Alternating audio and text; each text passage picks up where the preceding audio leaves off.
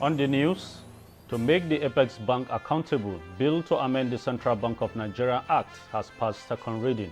We expect a much more vibrant MPC because all the policy measures revolve around the MPC. House of Representatives asked Federal Minister of Health to investigate the outbreak of killer disease in Gombe. The disease can potentially halt businesses and school activities across the communities. Plus, DG National Institute for Legislative and Democratic Studies gives automatic employment offer to best graduating intern. So once again, congratulations. So you have liberty to reject the offer.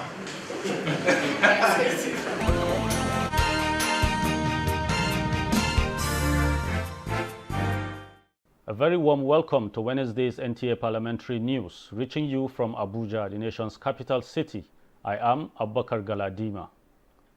Senate has passed for second reading bill to amend the Central Bank of Nigeria Act to make the Apex Bank accountable and efficient to maintain monetary and price stability for economic growth.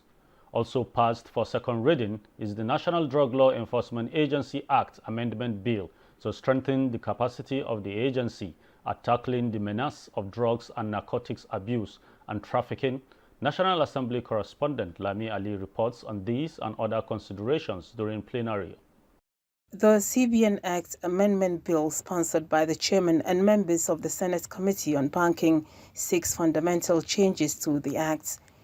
The amendments touch on CBN's role to stabilize the economy, puts limits on advancements to federal government, tenure of the governor and deputies, budget approval for the bank, and its authorized capital, among others. The current Act made no provision for coordination of monetary and fiscal policies, which is the reason that monetary policies of the bank often diverge from fiscal policies to the detriment of the economy.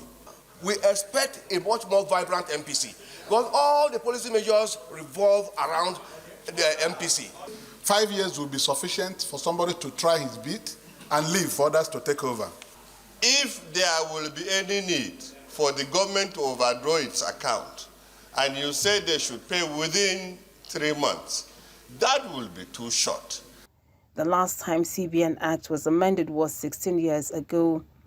Bills to amend the NDLEA Act for improved funding, establishment of a drug testing laboratory, and putting in place stiffer penalties past second reading. Enhance the power of the agency to prosecute drug-related offenses. To make the National Drug Law Enforcement Agency not only to back, but bite. We must take this bill very seriously, and we must strengthen the NDLEA in order to fight this proliferation of drugs in the system, to save the future of Nigerians. Meanwhile, Senate has adopted a motion urging the federal government to introduce food stamps towards addressing food insecurity, as moved by Senate Chief Whip. Clamor for wage increase and work support cannot alone guarantee a more effective way of addressing food insecurity without introduction of time-tested public assistance program. If we find a foolproof arrangement to provide for the ordinary Nigerian, if the American government can do it, then we can also do it. If we have a foolproof system to ensure that only those who need it get this food, it will be very helpful. The motion from Senator Natasha Adwaga calling for investigation into Ajokuta Steel Company, a national iron ore mining company, was also supported. Nigeria currently spends about $3.3 billion annually on steel imports, and quite saddened that a nation blessed with abundant natural ore resources, yet plagued with moribund Ajakuta and Delta Steel. All we do is to pay salaries and wages of staff, supposedly staff of the Ajakuta Steel Mill, and billions of naira without producing not even one single iron. Senator Muntari Nduse, in a matter of personal explanation, urges authorities to intensify efforts at securing lives in Katsina State, and a minute's silence was observed for those killed by bandits. Senate has confirmed the appointment of Hafsat Abubakar as Director, Nigerian Financial Intelligence Unit.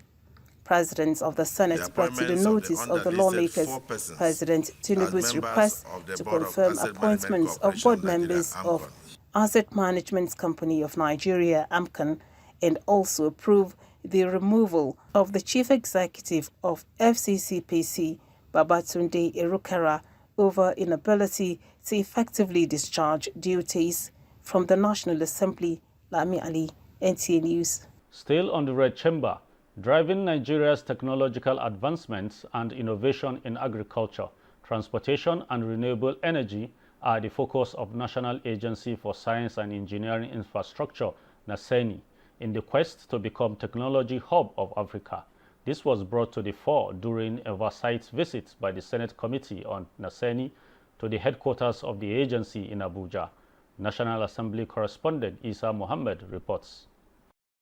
Driving the Renew Hope agenda of the present administration in creating alternative to oil, the National Agency for Science and Engineering Infrastructure has developed new technology to ease farming as an all-year-round activity with solar power system. Other breakthroughs are in the establishment of Technology Orientation Center, electric tricycles, motorcycles, solar energy minibus, mini-trucks, home solar power, and animal feed plant, among other innovations. The Executive Vice Chairman of NASENI, Khalid Suleiman Halilu, said, the purpose of the technology advancement is to provide alternative means of powering irrigation farming and transportation to ease life for Nigerians. 3 products. One, the solar irrigation system, which is like a generator, but completely solar and batteries. The second one are our electric vehicles, from motorcycle to keke, and the last one being the whole solar home system, where you can power your entire house off-grid. This is to say we've delivered our promise that we'll start seeing NASENI branded products in our effort to build a national brand for the country. And of course, if you are doing commercially viable products, they have to be affordable, to the common Nigerian. And very soon we'll start seeing them in the markets at an affordable rate for everyone to buy. We are quite pleased with the progress they have made. We have looked at the irrigation equipments that they have, which will in no small measure help in farming. And that's an area that is critical to our development as a nation. We also looked at the electric tricycles and the electric motorcycles, and what they have done in that area is quite commendable. The transfer of technology, the ability to domesticate some of the technology and have results that will be very instrumental to our developments.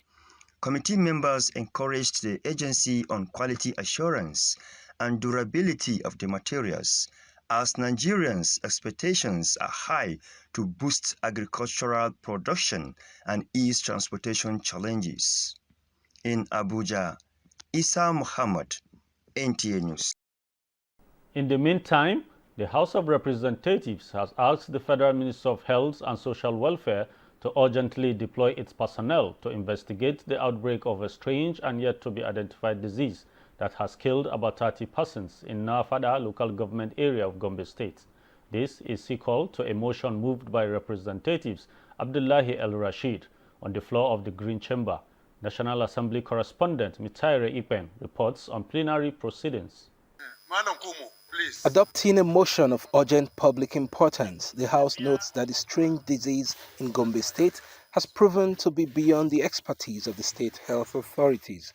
It warned that the disease could spread beyond Nafada to other neighboring communities and local government areas if not diagnosed and contained by the NCDC. The symptoms of the disease start with severe headache, stomach pain, vomiting, and very smelly stool. The disease can potentially halt businesses and school activities across the communities, as parents are afraid of sending their children to school due to fear of contracting the disease. This motion is referred to the Committee on Healthcare Services for further legislative action.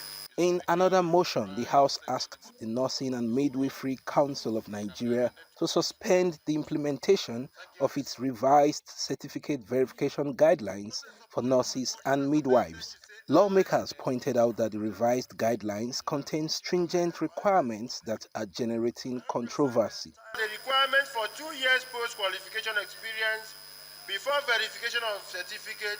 Order, please. Order. Unreasonable, arbitrary, and unfair, as it may, among other things, restrict the freedom of nurses seeking education or additional skills and training in foreign universities. 14 bills were read for the first time at Tuesday's plenary, including the Constitution Alteration Bill seeking creation of new states and reduction of local government areas in the country. From the National Assembly, Mitaire Ikben, NTA News. The Green Chamber has begun the constitutional review process with major issues of transition to parliamentary system of government, state policing and local government autonomy expected to shape the sixth alteration to the 1999 Constitution as amended. Speaker of the House of Representatives, Tajuddin Abbas, stated this while inaugurating the Constitutional Review Committee. National Assembly correspondent Mitaire Ikben has details. For more than 2 decades, the 1999 Constitution as amended has been Nigeria's governing compass and supreme law. 5 alterations so far captured aspects of judicial and electoral reforms. To address agitation for more constitution reforms, the 10th House of Representatives has inaugurated its Constitution Review Committee with the audacious task of carrying out the 6th alteration to the 1999 Constitution. Enhancement of fiscal federalism through local government autonomy, further decongesting the exclusive legislative list, recognizing and assigning constitutional roles for traditional institutions, and promoting inclusivity. We await executive-sponsored bill proposals that reflect issues on the renewed hope agenda of our very own president. Several bills proposals that were passed but did not make the president's assent during the 5th constitutional alteration has been brought back, and they include powers to the National Assembly and State Assembly to summon the president and state governors. The committee has set a timeline of 2 years for its assignment. Experts and development partners advocate synergy between the executive and the legislature, as well as national and subnational assemblies, to avoid the pitfalls of the past. There might be a number of amendments that have implications for the conduct of the 2027 elections. And the sooner you're over and done with that aspect of the amendment, the easier it is for the Independent National Electoral Commission to better prepare. What this Constitutional Review Committee, what this review does, really matters, and it will be watched across the world. We will also work studiously and expeditiously to ratify the documents once they have passed down to the states by the National Assembly. Everyone here agrees that the 1999 Constitution as amended is in dire need of reforms to address evolving national challenges. In the coming weeks and months, Nigerians will be looking forward to the consideration and passage of constitution amendment bills that reflect the aspirations of citizens for better governance and a prosperous nation. Mitaire Ikben, NTA News. In the light of shifting global economic domestic realities, experts in financial and economic matters are calling on the federal government to fast-track the implementation of the 2024 budget towards attaining the Sustainable Development Goals. This was re-echoed at a one-day summit on the implementation of this year's budget, jointly organized by the Nigerian Economic Society and the National Institute for Legislative and Democratic Studies, NILS, in Abuja. Muhammad Rabiu Ali reports. The 2024 budget was passed on December 30, 2023 by the National Assembly and assented to by President Tinubu January 2, 2024. As parliamentarians, it will also afford us with the opportunity to cross-breed ideas. This summit seeks to fast-track the implementation of the budget in tandem with the current economic realities. Experts say 2 months down the line, The budget, predicated on assumptions on key parameters, have changed significantly, which may likely impact on the actual implementation of the 2024 budget. This seminar will therefore help to provide insight on the kinds of challenges to anticipate for the 2024 fiscal year, contextualize the implications for implementing the 2024 budget, and make recommendations on the way forward.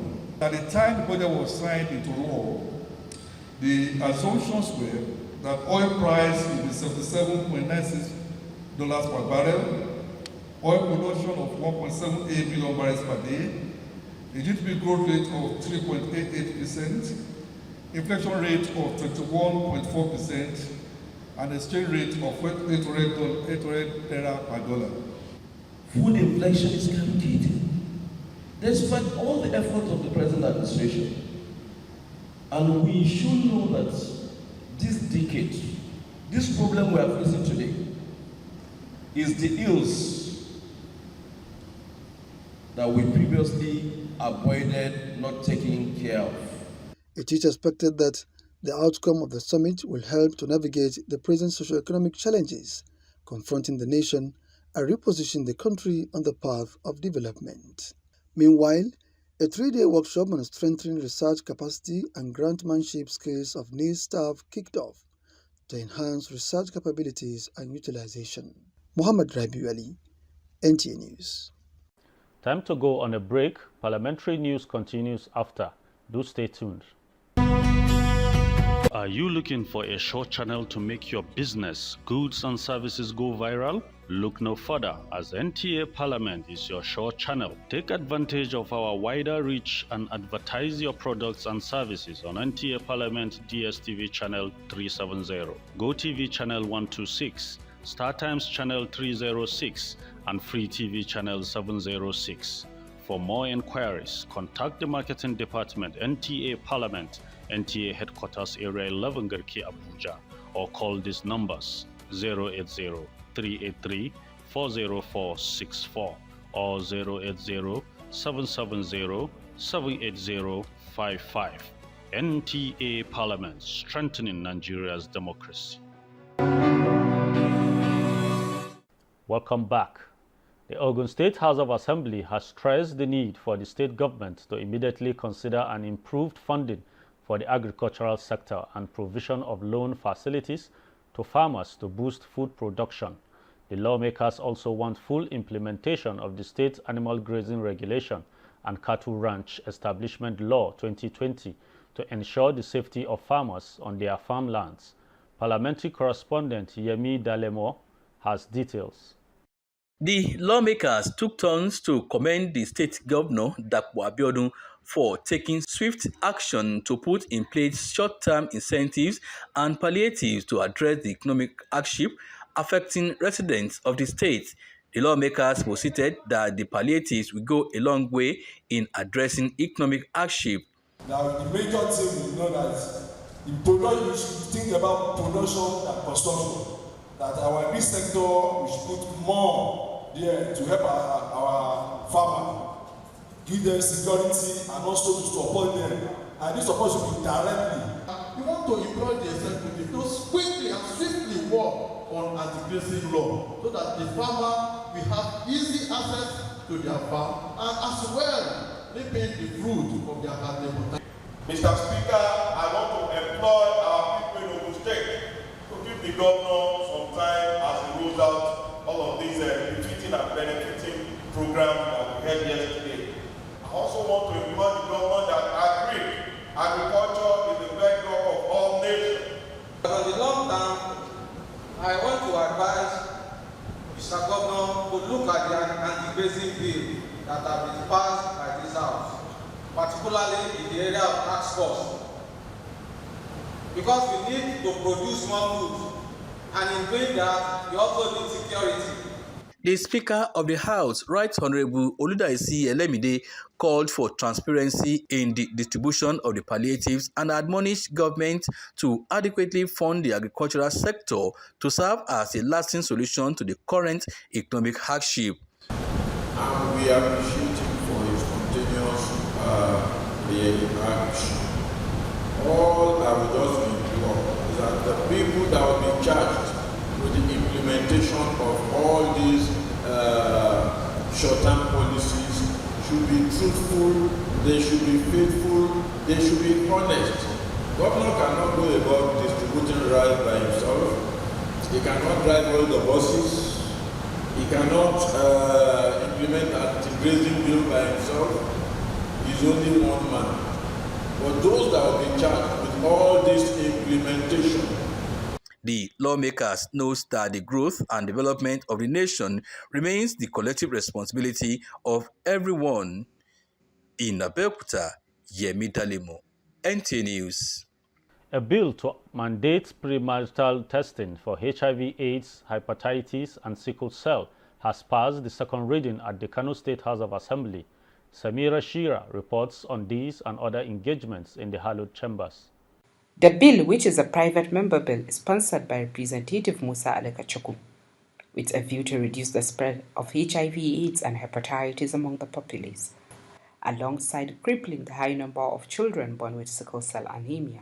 These critical diseases, HIV and AIDS, hepatitis, sickle cell, genotype testing, and other tests for examinations before marriage are so important because it's only when there is a legal provision that people will now cooperate to make sure that they comply to the issue of undergoing this issue of testing before they venture, like I earlier said, into marriage. So this sickle cell is so serious that it is important that people go for this test to avoid such risk. This testing before marriage. I hope this Honourable House, without any delay, will consider this bill and pass it. So I reply to the Committee of the Health and of the House. Okay, does that move this second reading? Motions, Representative Ahmed Muhammad Thomas from Mokoda constituency called on the state government to construct a road from Wailari Gangarawa to Korikia, which was unanimously adopted. From the Kano State House of Assembly, Samira Hamisishara, NTA News. The Director General of the National Institute for Legislative and Democratic Studies, Professor Abubakar Suleiman, has given an automatic employment offer to the best graduating student, Mandu Essien, on the third batch of interns of the Legislative Drafting Program. DG Niels was speaking at the closing ceremony of the third batch internship program and ushering in of the fourth batch for the induction. Muhammad Rabiu Ali is again standing by for details. The internship program for legislative drafters is designed to equip participants with the fundamental principles and practice of legislative drafting, legal research, drafting bills, and treaties, among other issues. As the third batch of interns completed the program, the Director General congratulated them for the feat. He urged the graduates to embrace every opportunity to broaden their knowledge for them to become exceptional legislative drafters. The success of this program again motivates us to strive for even greater heights. To you graduating interns, therefore, I want to urge you to carry forward the knowledge and skill you have acquired and make a significant contribution to the legislative landscape of our nation, not to only our nation, but even to the West African region and indeed the continent. And for the incoming interns, you should therefore strive to abide by the rules and regulations governing this internship program as set up by our faculty. I want to also urge you to take all the modules set out for this program very seriously. The internship program was initiated with the vision of addressing the national need for skilled legislative drafters. So once again, congratulations. So you have liberty to reject the offer.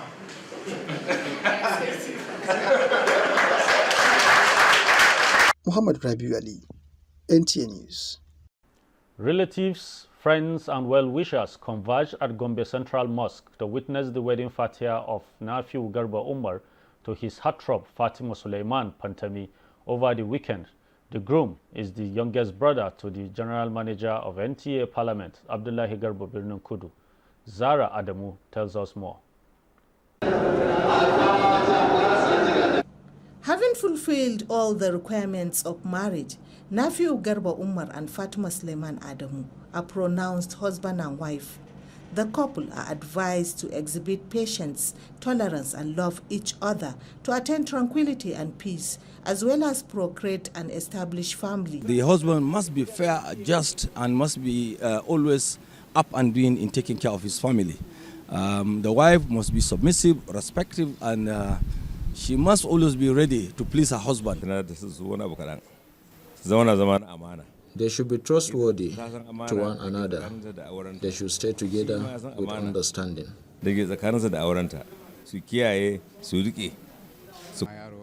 I thank God the groom is calm and possesses all the qualities a good child should have.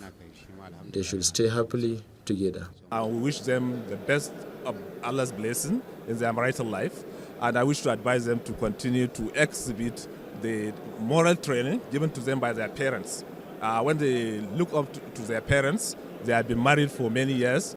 It is an understatement to tell you how happy I am, because I know how difficult it was, but finally we thank God. Today, nephew has gotten his heartthrob as a wife, and we thank God for that. We pray that God in his infinite mercy will see them through. Family and friends pray the new couple all the best and success in their marriage. Should be patient. Yeah, she has to be very submissive. Like they said, marriage is all about 50-50. I think it's wrong. It's all about 70 and 30. The wife should take the 70 and the husband should take the 30. Say both of them need to be very, very patient with each other. That's my little advice to them. And may Almighty Allah bless their marriage and bless their home. To the couple, the day is memorable and special as they embark on a journey as a family. She has been so good. She's the best. That's what I can say. She's the best. So I wish us very happy marriage. I would like to build my marriage on truthfulness and loyalty, and I will be faithful and obedient to him. The groom and friends took time to appreciate relatives that graced the marriage. Zara Umar Adam, NTA News. That is the size of our bulletin for the day. Remember to log on NTA Parliament on the platforms on your screen. On behalf of the production crew, many thanks for watching. Again, I am Abubakar Galadima. Good evening.